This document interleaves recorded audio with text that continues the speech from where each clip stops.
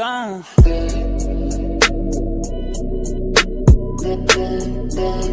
Thinking of something very specifically that Linda Sarsour, who I'm sure you know... I spent an evening with Linda Sarsour in Brooklyn. Really? Yeah, a couple of years ago. How did that go before I tell you my little anecdote? I don't think we got on roaringly. I sensed some sexual tension, actually. There was a bit of sexual tension in the room. Unavoidable. But no, the fact is actually we're asked to debate the crock phantom word Islamophobia at the Brooklyn Art Museum, and I like a challenge. And I think our mutual friend Ayaan Hirsi Ali was also meant to be there. But various things happened. The Garland shooting happened, and it was decided it wasn't safe for Ayaan. I still did it and things. But yeah, the whole thing, it started off with the other side sort of giggling about the fact that Ayaan couldn't even turn up, you know, they were sort of using it against her. And as if Ayaan's afraid of anybody. Yeah, I mean. Yes, I encountered Linda Sarsour before she became, as it were, infamous. And I thought she was a very nasty, very bitter, very un-American, actually. I just say that because she knows, like all demagogues, how to introduce herself. And introduce herself as a sort of proud Brooklynite, a proud American, a proud Palestinian, etc., etc. I thought in an interesting order. But it was clear that she sort of really hated America, or at least hates the America that exists currently, because it was me that ended up having to explain to the audience that, for instance, the New York police don't just go around persecuting Muslims. You know, it's just a willful misrepresentation of the American authorities at every turn. Mm-hmm. So I thought she was very dishonest, very unpleasant. But I mean, I've come across her type all my life. Yeah, and the only reason I mention her is because of what you said previously, which really was about assimilation. That the whole point of America is to assimilate. Yeah. And I don't know if you saw that speech she gave about 2 months ago where she called for a jihad, and then suddenly the left was defending the word jihad, and the white supremacists in the White House and all that. But I thought the key part of it, put jihad aside, put white supremacy aside, the key part was when she said, we're not here to assimilate. Yes. I thought, that is the antithesis of the American project. This amazing melting pot that we have, where we've done, for the most part, multiculturalism right, where Europe has failed in a lot of ways, and she was saying no. No, absolutely. Not. And I thought that was more dangerous than the other stuff. Absolutely, of course. I mean, as you say, but put aside the fantastical idea that what she was suggesting was, you know, you sort of have a jihad by kind of going and just really struggling in front of a Jew somewhere. You know, like, I'm just struggling in front of this Israeli. It's just one having a turmoil. This is what I recognized the night we met. I mean, she really doesn't like this country. By the way, I mean, we all have a problem about that. Is what you do about that. It seems to me she's a sort of very rabid sectarian sort of Palestinian nationalist who happens to live in Brooklyn. But, I mean, really what you do about it is that people identified that, recognized it, and called it out for what it is, and there just aren't very many people who do that still. I mean, you know, we all take sort of baby steps on this, don't we? You know, as you say, you know, you end up with the left sort of defending, well, she probably meant this, and actually, why don't you just say, look, she's not speaking as a critic of our society who wants to sort of mildly improve it. She's speaking as an opponent of our society because she doesn't like it. Mm-hmm. Now, I've encountered this, I say, all my life in my opponents, and the very close enemies I've made in Britain and across Europe, a certain type of person of that ilk who clearly speaks as an opponent of the society. They don't like it. And, of course, among other things, all you can do is point out then is to say, you know, amazing you're here, really, isn't it? One of the left's favorite activists is now calling for jihad against President Trump. How nice. Linda Sarsour, the Islamophobia hustler who helped organize, remember that anti-Trump women's march on Washington, is now under fire for comments she made at the annual Islamic Society of North America convention in Chicago. Watch this. I hope that we, when we stand up to those who oppress our communities, that Allah accepts from us that as a form of jihad, that we are struggling against tyrants and rulers, not only abroad in the Middle East or in the other side of the world, but here in these United States of America, where you have fascists and white supremacists and Islamophobes reigning in the White House. Our number one and top priority is to protect and defend our communities. It is not to assimilate and to please any other people in authority. Our top priority, even higher than all those priorities, is to please Allah and only Allah. Remember, this is the same Linda Sarsour that the Obama administration identified as a, quote, champion of change. Isn't that sweet?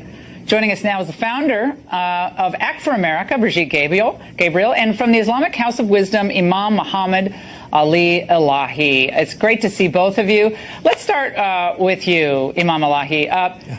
Wow, for her to say in that clip, basically our goal is not to assimilate. We don't answer to any push for assimilation. We answer to the greater calling of Allah. She uses the word jihad, and I understand for Muslims that can mean striving and trying and struggling, but for most Americans to hear jihad, it has a different connotation. She understands that clearly. She's a sophisticated player. Do you defend what she said about this president and really about this country in that soundbite? You know, jihad is an Arabic word mentioned both in the Quran and the Bible. Bridget, she is from Lebanon. She knows Arabic, and she knows this word is mentioned also in the Bible. If you leave it for us, jihad means to be a better person, more honest, more truthful, and more trustworthy. But of course, if you leave this jihad for ISIS, leave the Quran for ISIS or Bible for KKK, they have different interpretation of it. I'm not representing for Linda, but I think she is expressing her frustration when we have a president that he is putting ban on 6 countries that they are victims of terrorism and rewarding the biggest founders of terrorism in the world. Let me guess. That brings frustration. It's obvious. Okay. Imam, here's what doesn't go over well with most Americans, and then I'm going to get to Brigitte. Linda Sarsour getting up there and saying the fascist, Islamophobe, white supremacists in the Oval Office.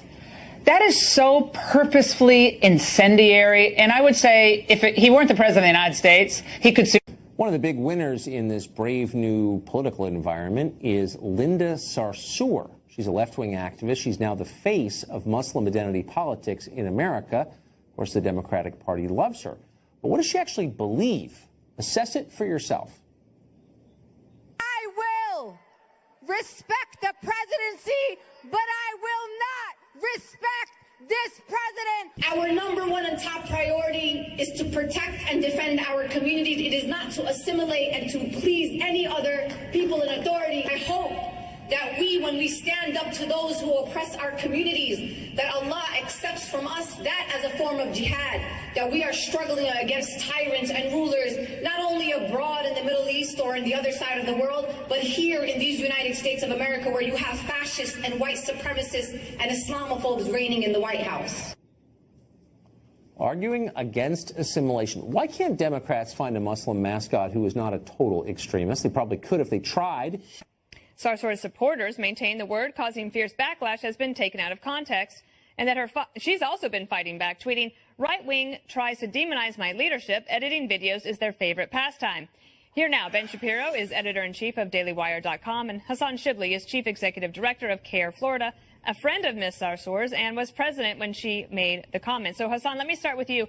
Tell me how it was taken out of context. Well, jihad means to struggle for good, and she was very clear that it's our duty as Americans and as Muslims to put forward our best effort and to struggle to speak truth to power, to help the disenfranchised, to stand for the oppressed, no matter what the cost is of speaking out. And she's actually paying the price of speaking out and calling out the Trump administration's attacks on minorities, attacks against women.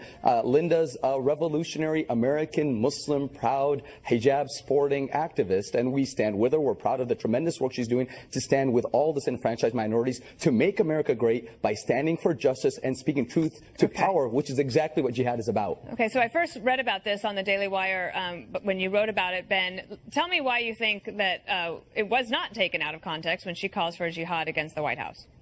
Well, I mean, it clearly wasn't taken out of context. Everybody I know who posted this story posted the entire video as well as a large portion of the transcript from what she said. I don't think anybody is claiming that she openly called for violence against President Trump, but jihad means more than just internal struggle or quote-unquote struggle for good. I mean, we all know that there are terrorists all over the world who invoke the word jihad as justification for what they do, and Linda Sarsour knows that too. I mean, she knows how to make a headline. She is a radical anti-Semite who has backed terrorists in the past. She's a person who has said that I Stop smearing her. Don't smear a woman who's not here to defend herself. You just don't like a vocal American Muslim woman proudly standing for justice. Don't smear a woman who's not here to defend herself. Shame on you. Okay, I'll talk about CARE instead. CARE is an organization that was an unindicted co-conspirator in the Holy Land Foundation. Right, shift the topic. Exactly. Never indicted. Don't try to drown out the conversation. Let's talk about what jihad means. Jihad means striving for truth. Let me ask you, Hassan, exactly what Hassan, let me ask you something. If you want to talk about context, let's talk about the full context. Yes, go ahead and ask me. Okay, this is what I want to ask you. The fact that she began this speech by praising a guy who has in the past talked about how jihad includes violent jihad. She started her speech with that. So let's not pretend that you can just, you're the one taking this one line out of context and then suggesting that it only refers to Well, I encourage everybody just to listen to the speech for herself. So I listened to it, and I have a question to you from a communication standpoint. So she wants to be an effective activist. Surely she is aware that when the general public hears the word jihad, it's not necessarily about an internal struggle and standing up for people's rights. I mean, we do that all the time in America, like our country's actually built on that. So I'm curious why she doesn't think that she would get some backlash. If you're going to say those things, you are going to get, stir up a hornet's nest. Well, that's why it's so important that she used that word, because we must reclaim that word from the extremists that have misdefined it and misrepresented it. So Muslim extremists and anti-Muslim extremists have both hijacked and distorted jihad to mean something horrible, to mean exactly what jihad does not mean, actually. And the only way we can reclaim our words and reclaim our language is by leaders proudly and unapologetically using it in the right context so we can show the world what jihad really means. Jihad does not mean war, qital, and how it means war. Whistling past the graveyard, because that's already the reclamation, Ben. It's too late for that. Of course, no, it isn't too late. It isn't too late. It isn't too late. Okay, if it isn't too late, then I'd like to hear CARE come out right now and condemn the Muslim Brotherhood. Why would we condemn the Muslim Brotherhood? We don't condemn political organizations. Listen, let's not, again, every single time you want to try to distort the conversation. Why don't you condemn the KKK? Why don't you condemn the Lord's Resistance Army? Every time a Muslim comes up, you start condemning. You start asking Muslims to condemn. Muslims are human beings. We're proud Americans. We stand for peace. We stand for justice. We condemn all people. We condemn all people who engage in violence against human beings, against civilians. Take that for granted. We are one humanity, one people. Let's get to know each other. Let's not promote fear and hate of each other. All right, Hassan, I'll give the last word to you, Ben. Okay, if you want to reclaim the word jihad, you should start by condemning organizations that promote jihad all over the world instead of associating with them, praising Why would we? and talking about again, you're misdefining jihad. Jihad means standing for justice. Jihad means standing for justice. It doesn't mean terrorism. And we stand against all terrorists and all those who engage in violence. Organizations that participate in it. This is not hard. We have and we do, just as everybody else does. Thank you, and God bless you, and God bless America. Thank you, Hassan, and Ben Shapiro. Thank you so much. See you next week.